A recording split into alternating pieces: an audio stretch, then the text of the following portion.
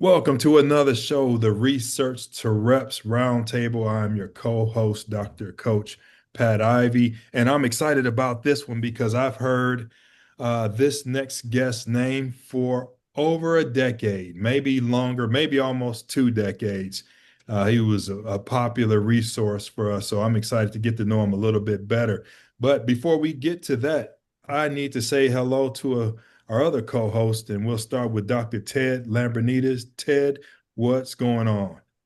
Pat, likewise, unlike you, I've heard a lot and read a lot about Dave, and really excited about today's podcast to meet him firsthand and get a lot of his insights. Should be helpful for our listeners.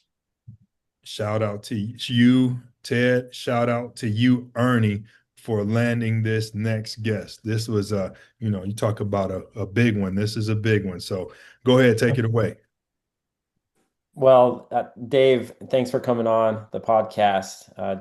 To go back in time a little bit, when I was like transforming my career path from being a strength conditioning coach to a sports scientist, that those years were, from roughly 2011 to 2014, and you were one of the names in the industry that I was definitely following and looking up to as a role model for sports science in the United States. That was when you were at that time you had launched an innovative thing, a sports science symposium through your employer at the time, and that was a really great event that I had attended, and I think a lot of people were following your lead on sports science in America, and you've had such a great career, and it's really, really such an honor to have you on the show today. So thanks for being here. How are you doing? Good, good. I appreciate it. I appreciate the kind things.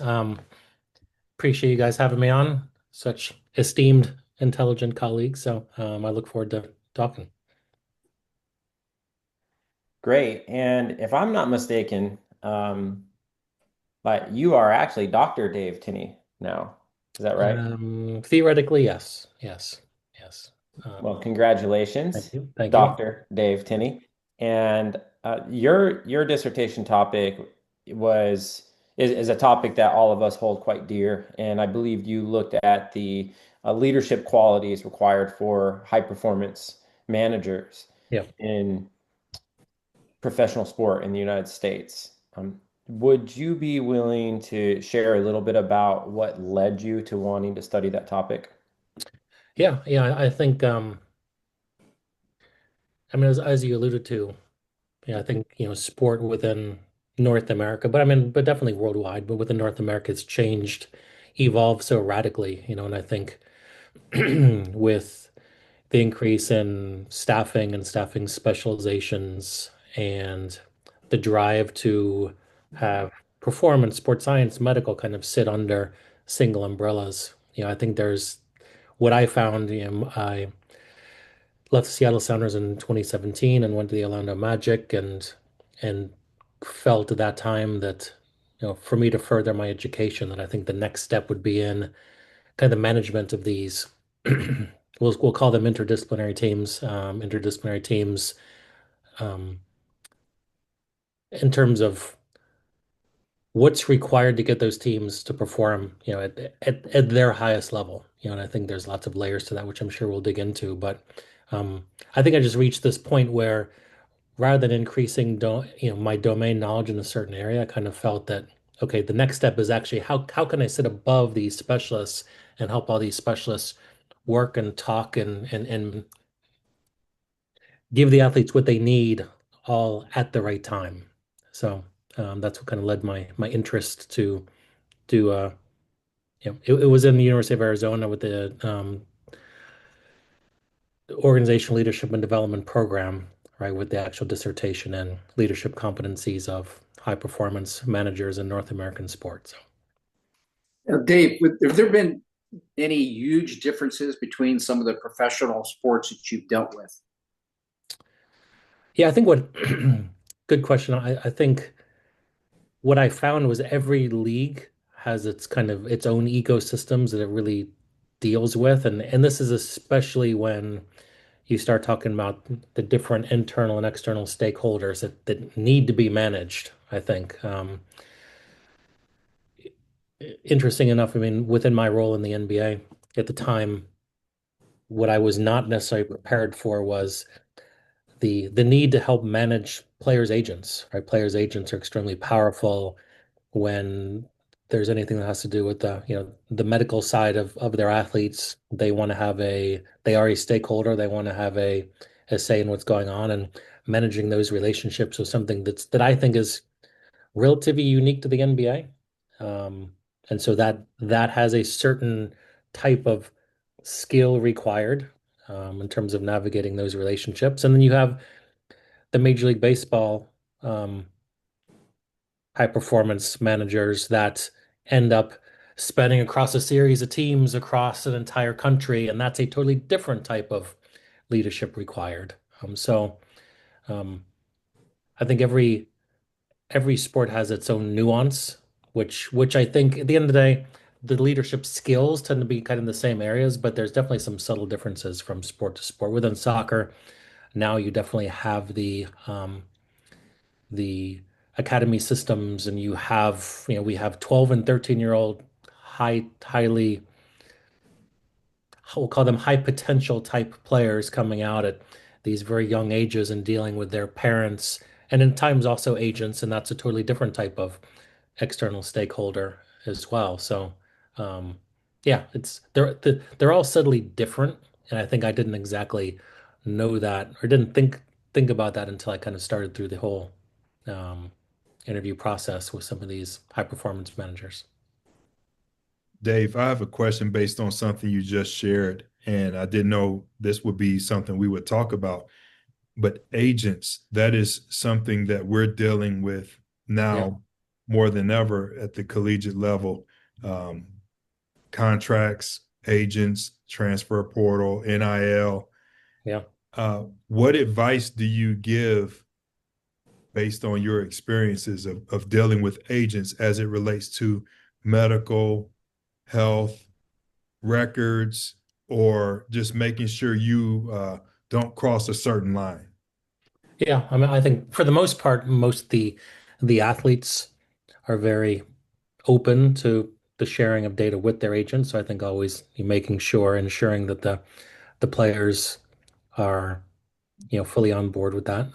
Um, but I would say communicating early and often was kind of the tactic used. And one of the things my club president said, um, as he kind of informed me that was going to be one of my main job responsibilities, which I did not know when I took the role. And his perspective was, again, the agents talk so much to presidents, general managers in the NBA that he would say, I want you to talk to the agents so often that they will never ask me a question around a player's medical status because they know they can just talk to you about it. Um, and so I think again, it's trying to find this balance where you're there representing the team, and and you need to do what's best for the team, but also understand you're trying to do what's best for the athlete, and you want that agent to feel like he is a stakeholder in this process as well. The other real reality around NBA, NFL, most of the top sports now is that your team doctors do very few of the actual surgeries. So I think with the top teams, it's actually, or the top leagues, it's actually um, going to HSS or some of these top um, orthopedic clinics throughout the country. Those are the main doctors that are doing a lot of the surgeries. And so involving the agents in any sort of process that requires surgery is super important. And that just, again, that's that other layer of external stakeholders, is all of these internationally known, orthopedic surgeons that will likely be a part of your um, orthopedic process as you do have the inevitable injury. What are some strategies, and it's Pat sort of alluded to this, is that you're seeing this more commonplace and collegiate is helping facilitate these external orthopedics Yeah. and team orthopedics. Any strategies you recommend to be more effective than others? Yeah, I think having your own orthopedist is actually on board with all this is your starting point, and I think, having a really good team doctor that understands he is part of this process. Because oftentimes what will happen is there an injury happens and you'll talk to the agent, and the agent might have an opinion on where this athlete would want to get surgery. You want to involve your orthopedic surgeon in that process as well, because they normally have a quite good relationship, um,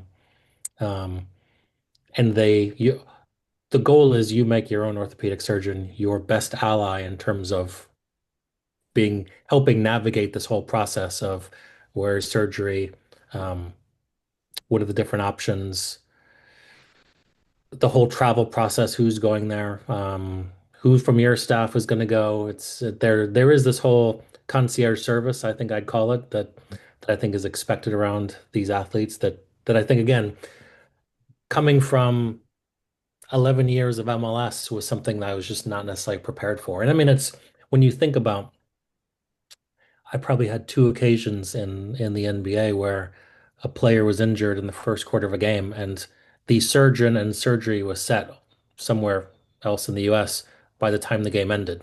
Um, and it's that kind of urgency around player care, that I think people don't really think about. Um, and that was a huge shock to my system in terms of being prepared for, when injury happens. You're talking to the agent, your doctors are talking, and within hours, surgery is already set, and you're getting flights, and you're deciding who on your staff is traveling, with the athlete. Um, it's a different world. Hmm.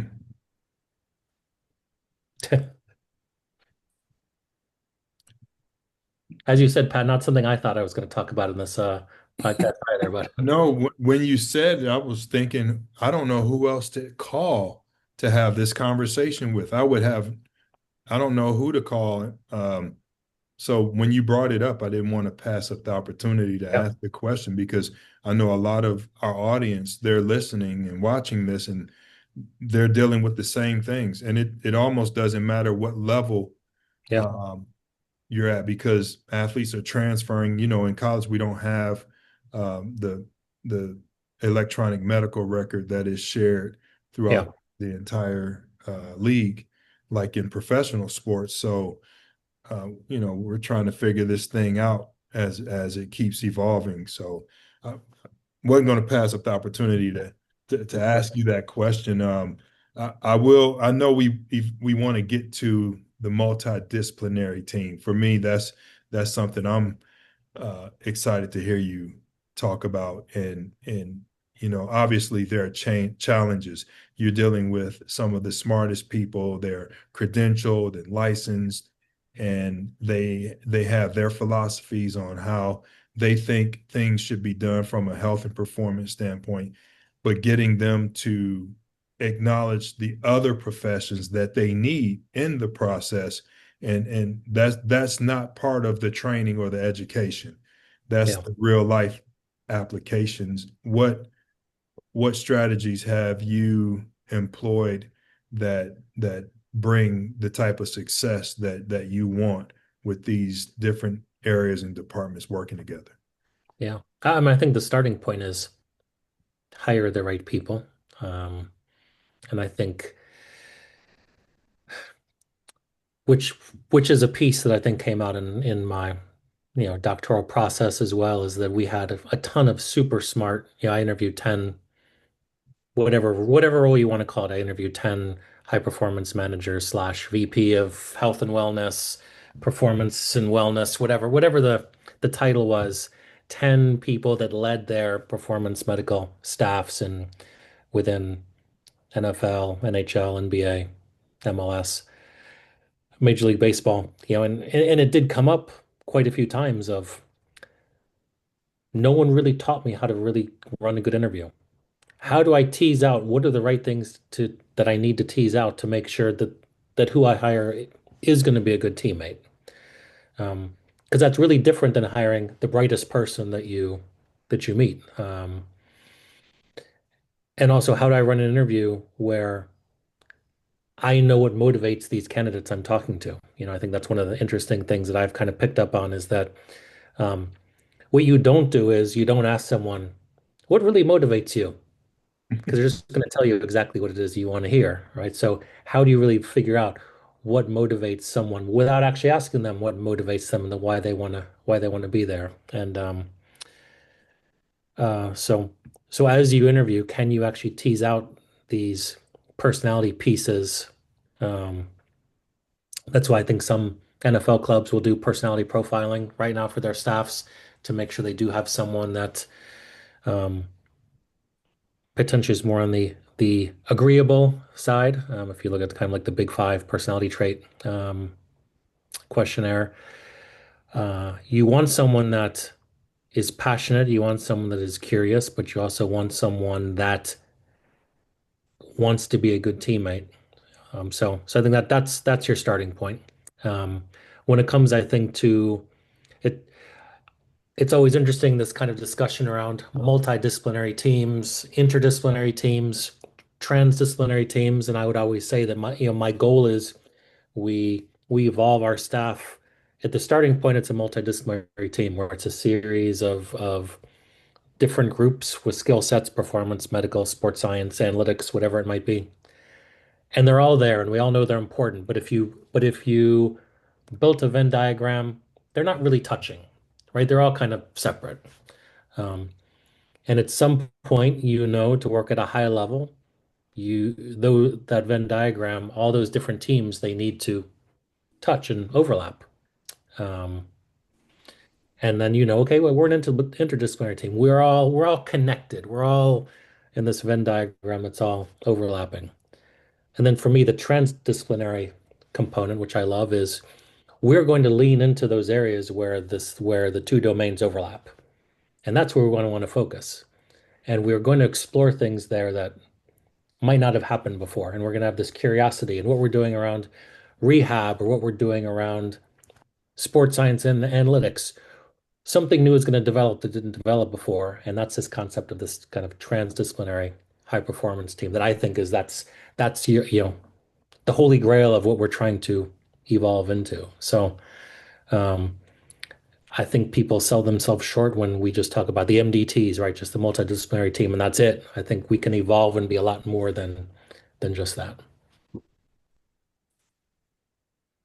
Do you think it's possible when you review the literature on transdisciplinary collaboration in teams Yep. across multiple industries, it's pretty sparse. Finding some real Yeah. world examples of these groups who started out as multidisciplinary teams and they started to integrate and intertwine more to the point where they kind of come up with their entire own operating manual and language and shared responsibilities. Like, is it possible? Like, do you see examples where it's happened, or are there some exceptional outliers that you've observed, maybe with your own teams or with other teams that you're aware of? Yeah, I think so. I mean, one of the examples I use is with my staff in Austin, where I brought in um, one one staff member was hired to do analytics. Um, Another staff member was hired to do sports science. Um, and it just so happened that the one that did the sports science was really good in kind of the back end engineering side, the back end data structure, building your data structure, being an engineer. The analytics person was very good at building out the front end. And so uh, while one was supposed to be the analytics person, the other was supposed to be the sports science person, they worked as this team where the sports scientist became more of the back end guy that across the entire organization built this data structure. The analytics person built out the front end for analytics, sports science, academy across to first team. Um, and it worked great. Now, maybe you need smaller staffs. They tend to be more agile. The smaller staffs are going to be tend to more agile. So it's probably more suited to smaller organizations. The other interesting piece to allow this to happen, um, oftentimes when people are hired into roles, people take a lot of pride in saying, I have role clarity. I make job someone's role and responsibility is super clear the day they walk in the office. And that's not necessarily a place where transdisciplinary evolution lies, right? Because You know, I will often say when I make a hire, for about the first 2 or 3 months, I'm going to give you this general sense of what I want you to do, but I'm not going to be too rigid because I don't know exactly what your skill set is, and I don't know how your skill set's going to interact with this other person's skill set. Um, and through that, we have to allow this interaction to evolve, because it is very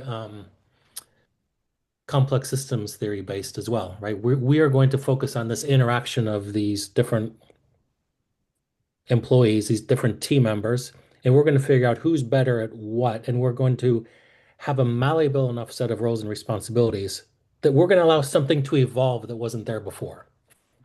And if I go in and I say, you're the sports scientist and you're the strength coach and you're the physical therapist and all roles and responsibilities are like this, and here's your list when you walk in, um, there's no room for evolution there, really. Does it make sense? I think so. You're hitting on some things that we have been discussing in our organization, and it I'm finding it fascinating. So let me ask you, Dave, in terms of research and what you went to school for and what you built your career on and where you are currently. Um, when did you see the connection to the what you experienced as a younger professional and what you're doing now? I think my biggest, I mean, we're all a product of past experiences and our frame of reference growing up, etc. I would say I was lucky enough to develop this this kind of whole approach from my Seattle Sounders experience, right? So my Seattle Sounders experience, I started, which a lot of people did, and I started there in 2009. I was the fitness coach, right? So you're hired as the fitness coach, and I'm a fitness coach as part of the coaching staff, um, and then you know what? I need an intern. Uh, Hire an intern ends up being Jordan Webb, who's now high performance director with US Soccer, and he's my intern 2010, 2011, and and then 2012, then I bring on Garrison Draper to be intern.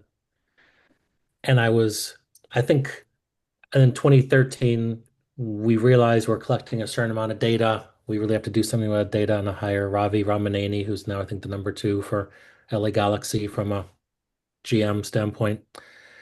Um, so I was able to hire really smart people and always have this mindset of like, what's the next piece I need? What's the next skill set I need? What's the next? So organizationally, if I'm given the opportunity to have enough autonomy to add the next piece, grow something very organically, because I think this has to be like this. If we're going to talk about this kind of transdisciplinary evolution of a staff, there has to be this organic process we have to let play out. Because let's say, Pat, me, you and I work, we take over whatever NHL club tomorrow, we'll say, and we're going to go work on this team. I don't know necessarily your skill sets perfectly. You don't know my skill sets perfectly. We have to let this organically grow and figure out where's our overlaps. What am I good at? What are you better at? And and we're going to sit in this space where we let things evolve. And I was lucky with Seattle, where that's basically what I was able to do. Um, then obviously then go to Orlando Magic and essentially had a GM. I mean, the experience with I go to an NBA club and Jeff Weltman, the president of the time, says, Dave, you don't know the NBA, so for the first year, I just want you to observe. Don't feel like you have to do anything the first year. We're in a rebuild, and I just want you to learn the sport. And to be again in that situation, to be able to just observe was tremendous, right? And so then that allows you to kind of see where my value add can be. What positions do I think that I could add? what did the staff actually need?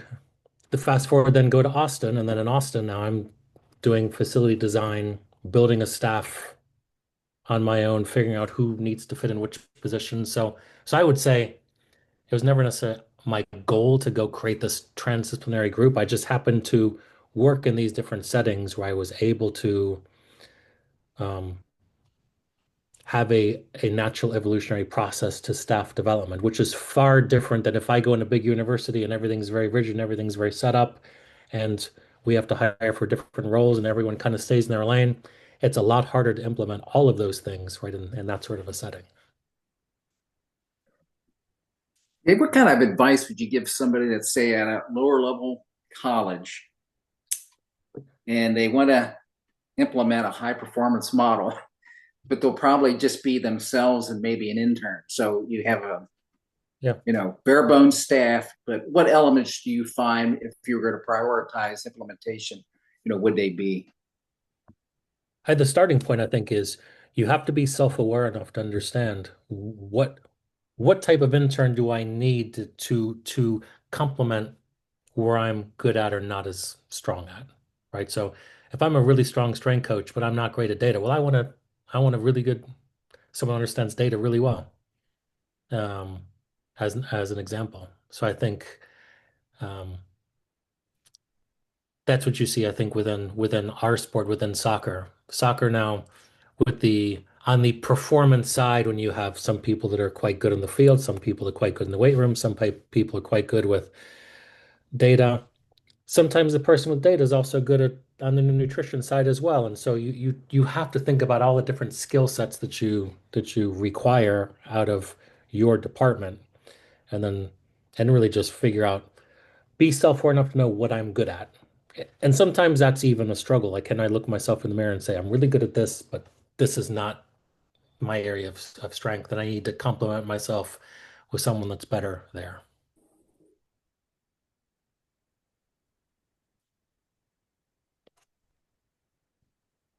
Here at our institution, we talk about this concept of comprehensive integration, and it's um, we speculate whether or not the high performance model is feasible in the collegiate athletics environment, and a part of that is because you have all your different areas of health and performance, and then one or more, like an individual will be assigned to one or more teams, and now they come together with a at minimum a multidisciplinary team of health and performance professionals.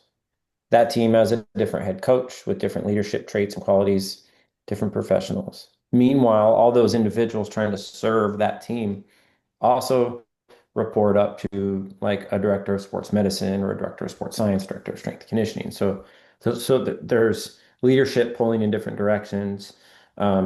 It's easy to fall out of alignment, and so with some of those limitations, as well as some other limitations that we've identified in the collegiate athletic space, we have started to talk about comprehensive integration, which is this concept where we identify the resources we have, we identify our limitations and the resources we don't have, and then we go and try to find those, fill those gaps, and then bring it all together in a fully comprehensive and integrated way. And so, like as you describe your evolution with Seattle, uh, how do you work with your team in an organic way or a semi-structured way to identify what those gaps are, to know we need to go get that data guy. We need to go get someone to fill this gap or limitation for us. Like, at what point do you all acknowledge that it's time to go and get that? And how do you and what's the process to identify what those blind spots and gaps may be? Yeah, it's a good question. Um, I think it definitely starts with having a clear vision of where it is you want to go to, right? And I think um, and where you want to go in the short term versus where you want to go in the long term. And I think that's part of it is that um, I definitely I've talked about this some that I kind of have this kind of 80-20 rule in a kind of a different way where I always say every year I want to throw out 20% of how I've been doing things and what is the next I'm going to replace with 20% of something new, right? And so if you always go through this year to year, I'm throwing 20% out, then you have this mindset of like, okay, what does that new 20% consist of? And I think that's a really healthy way of doing things because as you know, what I find in the college setting is you can have these people that are there for years and how they won doing it a certain way 15 years ago, and that's how they're going to do it because they won 15 years ago. And um, there's definitely that can definitely happen in in certain environments like that. So I think I've tried to challenge myself to throw out 20% of what I do on a yearly basis. And then when you do that, you start asking yourself questions of, okay, we're doing this okay, but if I go get this type of person and we have someone that has this skill set, can we actually, the next 20%, we can really elevate what we're doing. So I think that starts with a vision, this constant self-reflection of what's just okay, right? And I think there's things that you can do in your day-to-day and your processes and how you're doing athlete monitoring. It could be anything, athlete monitoring, warm-ups, strength training, conditioning.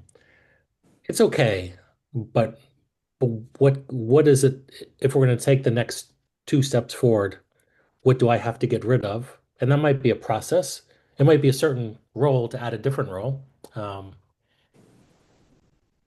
And I guess that's this constant kind of flowing process I think you need to be in. But again, I think that's kind of that agile thinking, like kind of that agile mind that I think we have to be in. And it's with the recognition, it's always easier to do it in slightly smaller organizations than big organizations.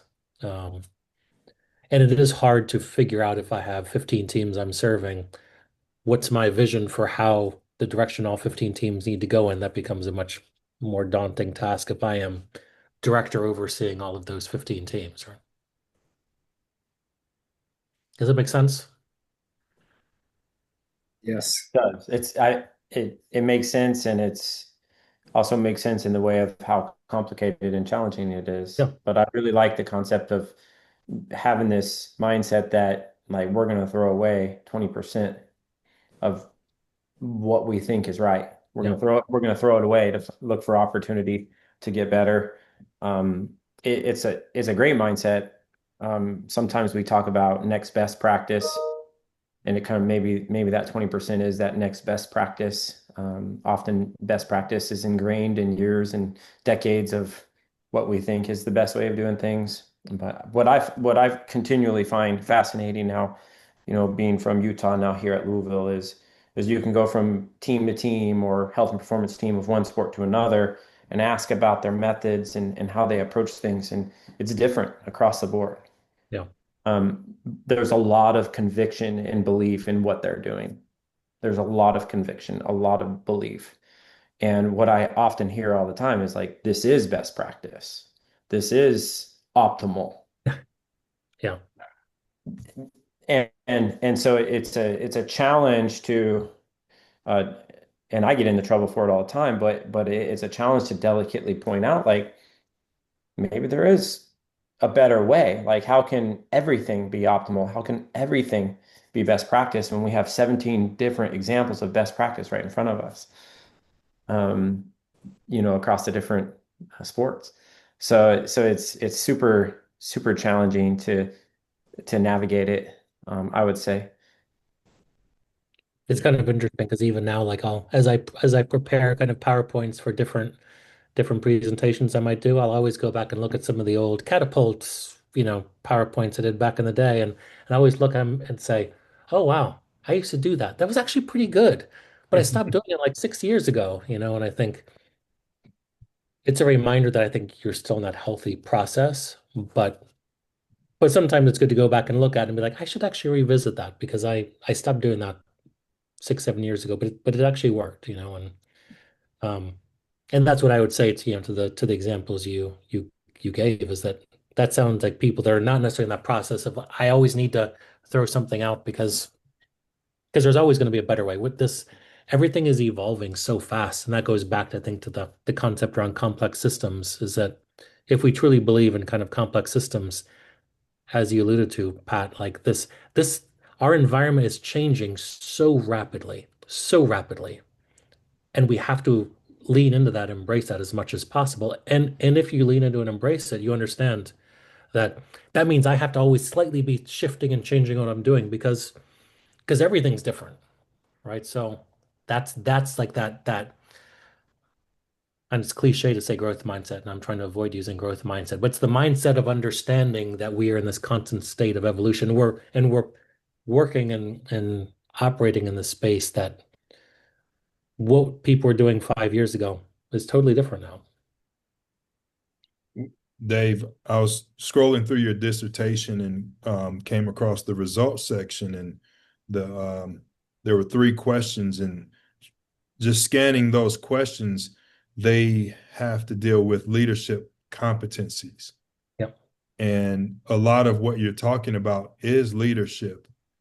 Um, I know just because you're in a certain position doesn't mean you're a leader. And Yep. just because you're not in a certain position doesn't mean that you're not a leader. But I'm guessing to become this person that can evolve and adapt and have other people follow you when you're in charge of a department or other people, that there are certain things you have to have as a leader. So when you think about the position that you're in, and if you're trying to help other people to get there, Yeah. what are some of those competencies, and how do we develop them, or do you believe they can be developed? For sure, I think that can be developed. Um, I think um, what came out of the research, I mean, kind of the core competencies that came out were um, there's 4 main competencies that really came out that people needed to kind of thrive in these roles, right? And the first part was seeing themselves as a performance facilitator, right? So I am now no longer focusing on the practitioner side of what I'm doing. I am now facilitating this process. I am leading this team. We're focusing on how we co-create together, and I'm facilitating this process. Um, it's very related to the next one, which is kind of relationship builder, and I'm so many of the really top people in these roles, they manage up really well. They manage up, they manage down, they manage out the external stakeholders, but they're really good at building relationships. Um, the third one was they have to be very strategic in how they think. They're just strategic thinkers of what's the next role that's going to be really critical for this department or in our sport or in our league. What's the next tech we might have to do? Um, what how is the game evolving in whatever sport we're working in? And then the fourth one was quality control manager. So periodically or at the end of every year, are we doing what we say we're doing? Are we doing what we've set out to do? And I need to kind of take a hard look at our staffing and our processes and figure out that it's working or it's not working. And then if it's not working, what changes do I have to make? So I think those 4 competencies, and there's lots of kind of sub competencies underneath all of those, but those were the 4 main ones that I think um,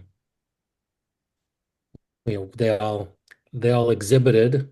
Some of those are very learnable. I think some of them might be less learnable. I think I tend to find that people tend to be really good strategic thinkers or not. Um, I think the performance facilitation side, that is a evolution professionally over the course of someone's career. I think you reach a point where you no longer need to be the person out front anymore. You can be in the back and facilitating, and that can be a maturation type piece. Um, and I think relationship builder, I think that's a learned kind of skill as well that um, I've got to be able to connect with people and especially those over top. And I think it came out a little bit in the research too that the ones that kind of struggle in roles really struggled when it came to um, managing upwards, managing towards a GM, managing towards an AD, like those sorts of management directions tended to be a struggle for a group of people that end up not necessarily making it in these roles. What are some good strategies for, say, an older successful coach who really isn't really too familiar with the high performance model in terms of how this will benefit them without creating tremendous amount of change, which a lot of times they're apprehensive about? That is a loaded question. 99 and 1%. It's funny. So I don't know if this is going to answer the question, but I have this concept in my head around leadership that kind of gets into this a little bit, where I actually think that people work on this continuum where doers on one end of the continuum and builders on the other end of the continuum. And you go somewhere between doer and builder. And we are wired to be somewhere along that continuum. I think we do slowly move, hopefully, towards the builder. Um, and I think people don't actually think about that much. You have people, they want to be front and center. They want to do, they want to execute. And there's a certain time where they realize, okay, I actually want to build. Right. And there are people that when you say that, that makes me think of the doers. There are people they just want to do. Right. And I think that for whatever reason, I one of my first roles when I stopped, I played, professional soccer at a very low level for a couple of years. I played low level professional soccer. And my first job when I finished playing professional soccer was I'm just going to be director of coaching for this youth soccer. I just wanted to build a youth soccer club. And I thought at that time I was going to be an academy director and be purely on the coaching side. But I just wanted to build a club. Then I was able to go to Seattle and kind of build this high performance model. I was able to go to Austin and build this high performance department there. And I found that the way I'm wired, I really enjoy building. And now, especially at my age, I enjoy building more than I enjoy doing. Um, and so it's, but I don't think people are always self-aware of where they are and where they sit in that continuum. But I do clearly believe that this kind of continuum exists, and there's people that they want to get up every day and they would just want to go do something, and they create the sense of fulfillment from just doing, which is great. But those people also don't tend to be great builders either. At the same token, people that are really, really good builders, you don't want to put in front of a room to coach 30 kids because they might not have that ability to do that at all. And um, so to your question, I think at some point when you want to move into a management role, that is a builder role. You're building teams, you're building relationships between departments, you're building relationships with a whole series of coaches. That is in and of itself a skill typical of builders, which is a lot different than a on the floor go coach a bunch of kids type role. Does that make sense? Yes.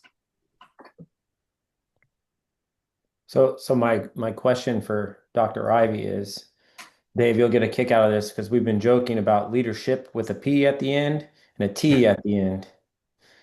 So if the continuum for leadership is this continuum between doer and builder, my question for Dr. Pat, what is the continuum for leadership with a T at the end? Speaking of loaded questions,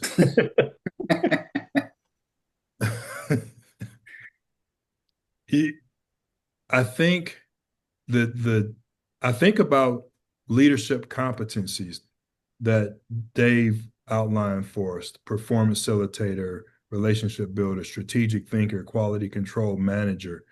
I think that's leadership with a P. And when you don't have certain competencies or skills or awareness,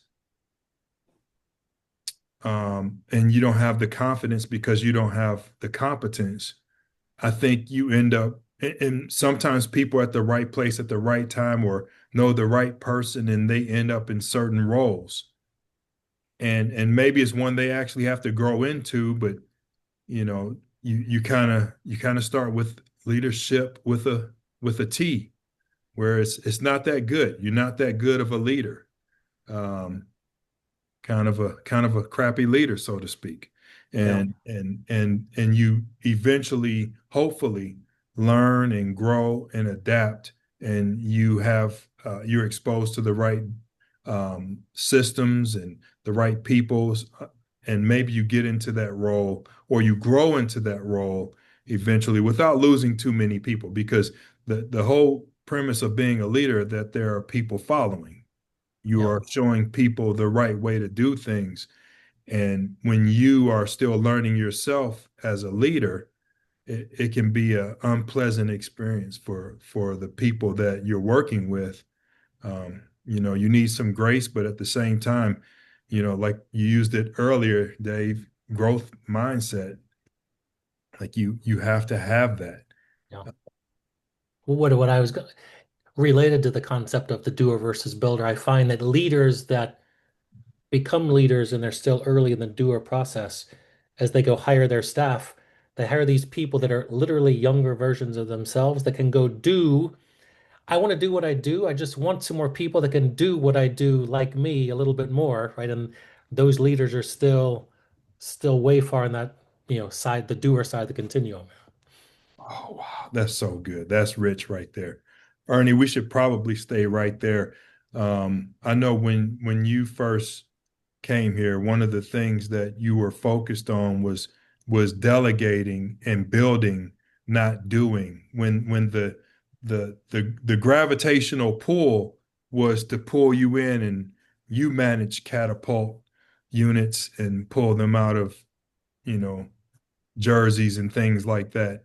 And what you did is you were focused on building a team, and maybe switching from that doer side of the continuum over to the builder.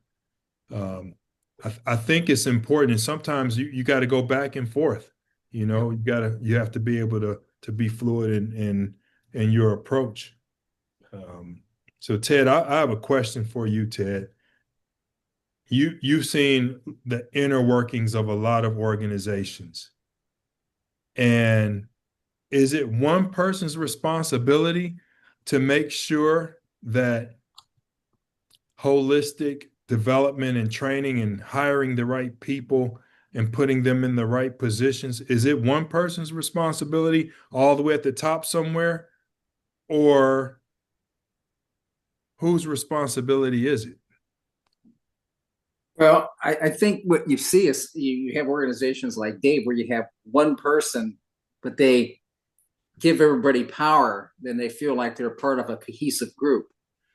And that enhances decision making and integration of work seamless versus one person dictating what people should be doing. And you give people space and a collaboration that they are a well-oiled machine working together. And the key to that is you might have one person at the top that's just a great communicator and messages, that ideal of what they're trying to accomplish on a daily day. So if it's a dictatorial type of situation, which I've seen in different, I don't think it's is quite as successful. Yeah.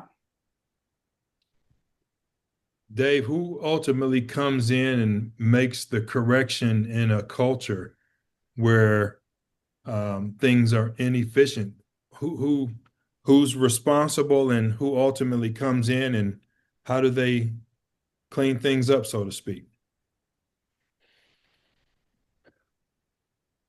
Yeah, I mean, I think I've obviously been through lots of different dynamics and situations in different clubs and organizations, and I to me that all comes down to alignment.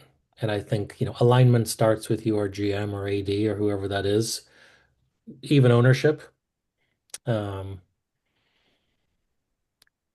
and hopefully, I mean, I would say, again, I think this is on the professional side. It's very difficult in the professional side for things to work well if your GM and your head coach and who is ever in, this high performance director role, if you're lacking alignment there, it's very difficult for it to work successfully. It doesn't mean you can't have a good season now and then, but it's very difficult for that to successfully work. And I think you got, as a unit, that aligned group, hopefully, and you could put recruitment in there. There's different, it's not just those three roles necessarily, but I think you hopefully have a GM or club president that has this vision of alignment where people see the world in a fairly similar way, which is different than groupthink, because I think you want to have complementary skill sets, but at least see the world in a similar enough way that there is alignment, right? And I think some of the cases you're talking about, everyone's aligned, but this one part of the organization is not really aligned. They're doing their own thing. That's not going to work. Well, you need alignment, right? And so I think that's where I do think that's why there does tend to be so much more change. And listen, we're all we all live in this world where it seems like it's a lot more volatile than it once was. There is a lot more change, and I don't think always people think about why there has to be that much change. A new head coach comes in, all of a sudden there's a new staff, but ultimately people crave alignment, or they should crave alignment, and it only works when I'll say it works best when you have a fully aligned group. And I think that's undervalued at times.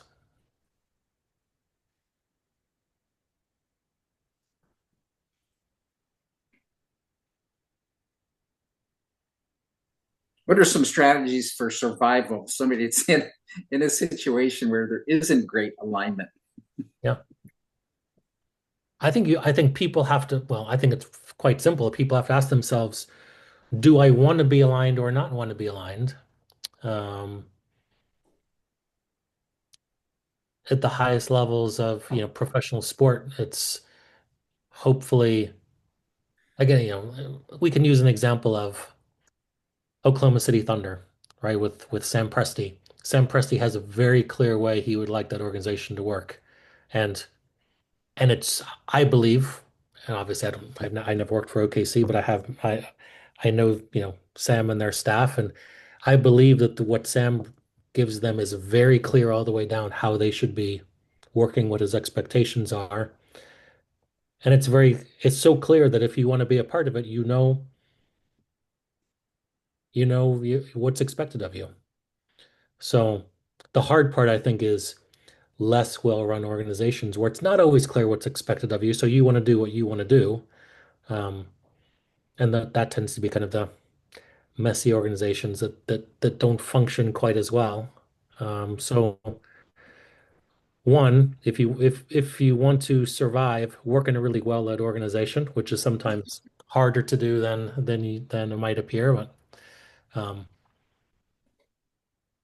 but I think also understand that who's ever at the top of that organization is going to want alignment. And whether they realize that or not, I think they do want alignment. But um, if you're not willing to provide it, then you do have to move on as well, and that's also okay. Like I think sometimes, like yes, it's a volatile world. There's more movement. I have moved far more than I would have anticipated in my career in the last 10 years.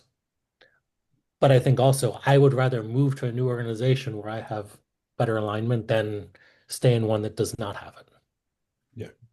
Well, Dave, we're hoping that you find stability where you are. But saying that, where can our followers and viewers find you and follow you? I think LinkedIn is usually the best place for me, and probably my most active on there. I kind of gave up on the whole Twitter. The Twitter world is no longer my thing. I follow it, but I don't really post as much on Twitter anymore. But I do find there's a pretty good exchange of ideas on LinkedIn, and have a good community of people on there that I can chat with throughout the whole world. So yeah, LinkedIn is probably definitely my top one. Thank you. And Dave, for our listeners, what you had some great. Obviously, your topic is very relevant to a lot of the listeners. What would be some books that you would recommend for our listeners who would like to learn more about, your area of expertise? Um, I think my favorite book and the topic is Team of Teams by General Stanley McChrystal. I think it's one of the best examples because he took over this. I don't I don't want to get this wrong necessarily, but I think the military operations for Iraq and Afghanistan. And this was the first time where you had Marines, Special Forces, CIA, all these different groups that really had to work together in a really coordinated way. Um, and what they found, with especially trying to battle like Al Qaeda, was that Al Qaeda was so agile and so quick to adapt and respond to things that unless they actually mirrored that same agility, they really struggled. And that starts with the leadership, how you lead this very, again, multidisciplinary group of practitioners in a totally different setting. Um, how you get messages across your decision-making frameworks, all of these different things that are required to fight, to fight an enemy that is super agile, that they did develop this um, team of teams approach with a very, interdisciplinary group of practitioners out in the battlefield. So to me, it was like a fascinating book around leadership in a far more chaotic and volatile environment than we live in. So. Hmm. Wow. Well, really impressive, Dave. Sincere thank you for having such a positive influence on the industry, including myself, and really appreciate you being on today. No, you guys too. Thanks for the questions and thanks for everything you guys are doing. So, Thanks, Dave. If you be open to it, I know we would like to reconnect with you one day and maybe do a part two. of course, yes, yes. Before I Awesome. retire, who knows? Who knows how much longer I'll be doing this? Yeah. Okay. All right. Well, thank you and have a great day. We appreciate Thanks. you being with us. Thanks Thank all. you. Thank you, everyone.